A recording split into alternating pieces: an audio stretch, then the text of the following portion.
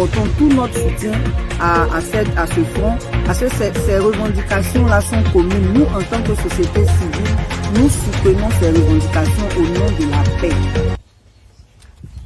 Citoyens, citoyennes, bonjour. Nous sommes aujourd'hui le mardi 24 juin 2025 et je suis très heureuse d'être en votre compagnie. Nous allons passer directement à notre rubrique élections, parlons-en.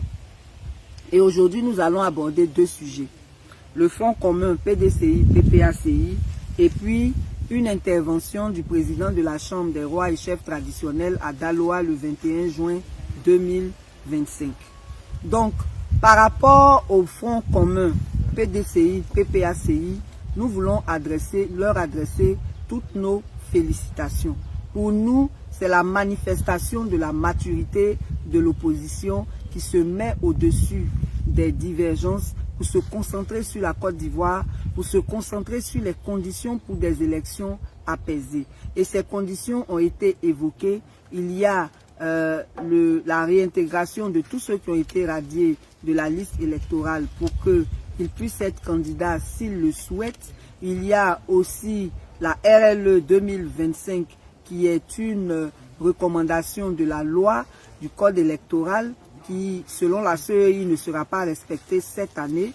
Il y a aussi l'audit de la liste électorale, la réforme même de la CEI. En tout cas, nous apportons tout notre soutien à ce front parce que ces revendications-là sont communes. Nous, en tant que société civile, nous soutenons ces revendications au nom de la paix.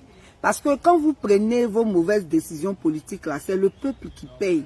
Donc le peuple a le droit et le devoir même de se prononcer sur les conditions pour des élections apaisées parce que c'est nous qui subissons les effets négatifs, les impacts négatifs de vos décisions politiques. Donc vraiment, nous pensons que le dialogue inclusif est vraiment nécessaire. C'est ce dialogue-là qui va permettre de mettre sur la table toutes les questions qui pourraient être source de conflit pour trouver des compromis, pour trouver un consensus qui permettrait d'aller à des élections apaisées. On veut vraiment encourager le parti au pouvoir à entrer dans la voie du dialogue et de la négociation. C'est vraiment très, très important pour la paix dans notre pays. Donc, félicitations au PPACI et au PDCI pour ce front et nous en attendons beaucoup.